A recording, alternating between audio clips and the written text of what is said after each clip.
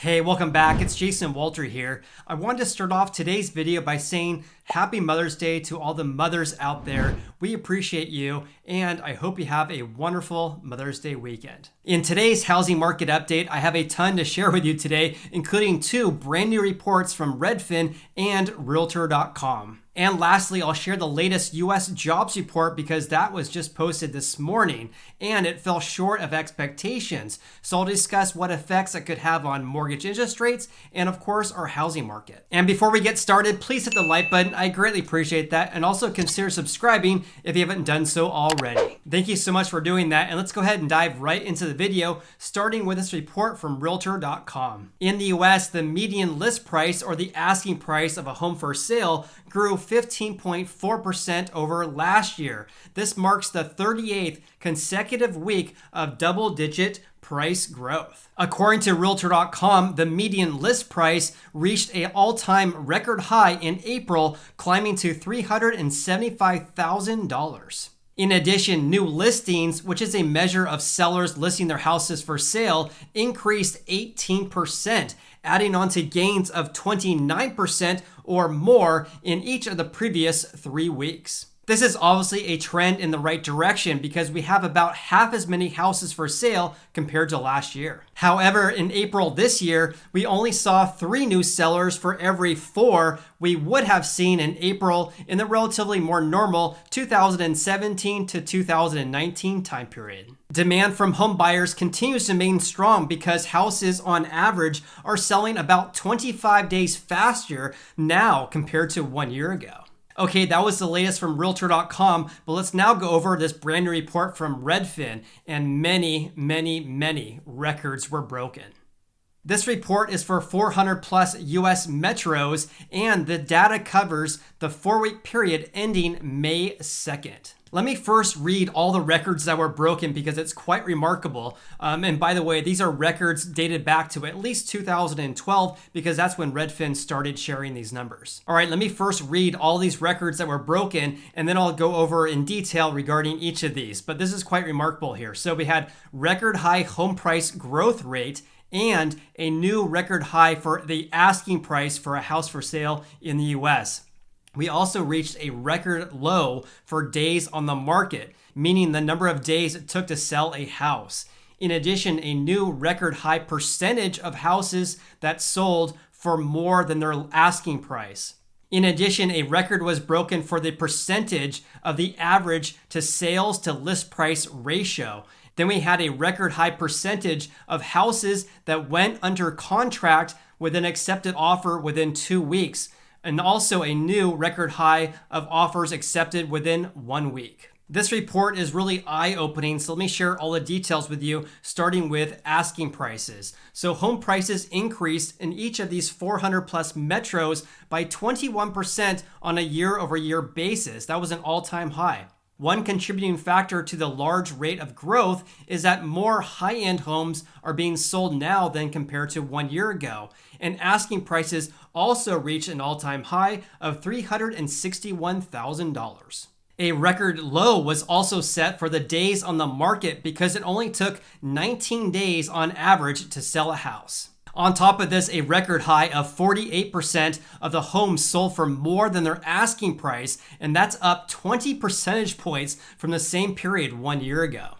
A record was also set for the average sales to list price ratio. So on average, houses sold for 1.4% more than their asking price. And for example, in Sacramento, where I live and work as a real estate agent, we have a highly competitive real estate market. So according to Ryan Lundquist, who is a real estate appraiser here in Sacramento, for April, houses on average sold for 4% above their asking price. This is the highest percentage we've seen in decades. All right, so going back to this report from Redfin, a record high 58% of houses that went under contract had an accepted offer within the first 2 weeks on the market. And a record high 45% of houses went under contract within 1 week of hitting the market.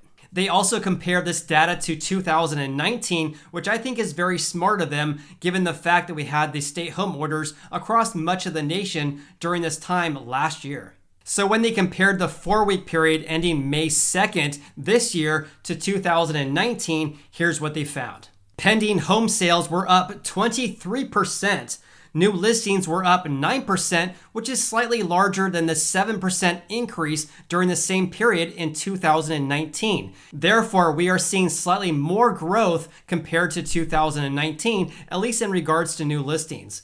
Active listings, which is the number of houses listed for sale at any given point in time, fell 48% from the same period in 2019.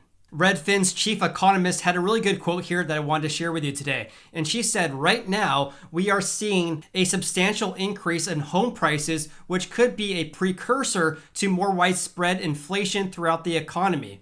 Lumber prices are surging, which has driven up prices of new houses and indirectly drives up prices of existing houses.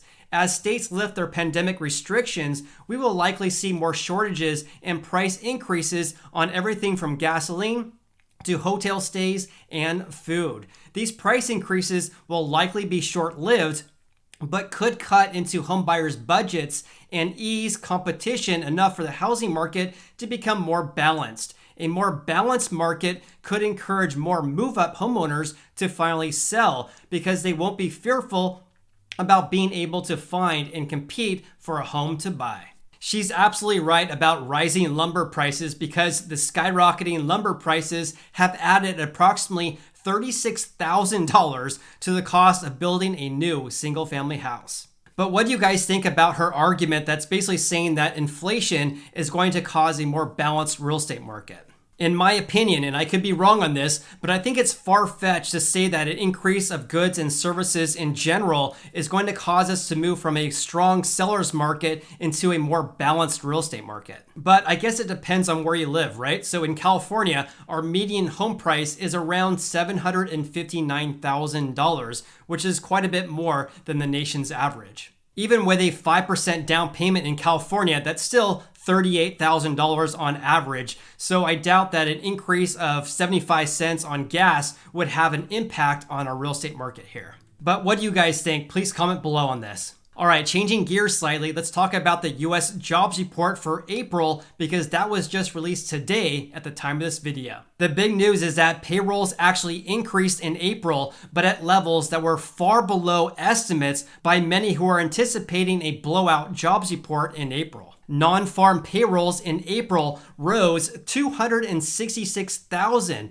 but 1 million were expected. In addition, the unemployment rate also increased unexpectedly. It increased from 6% in March to 6.1% in April versus 5.8% expected. So altogether, the U.S. economy remained 8.2 million payrolls short of pre-pandemic levels from February 2020.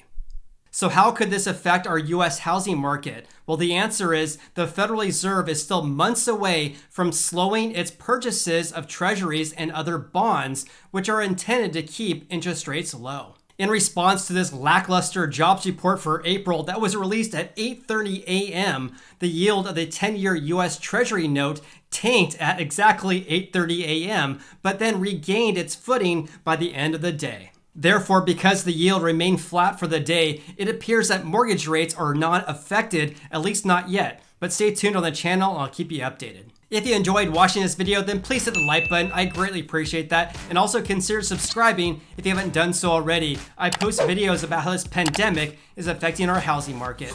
You also can follow me on Instagram. I'm Sacramento Realtor. Hope you have an awesome day. I look forward to seeing you on the next video.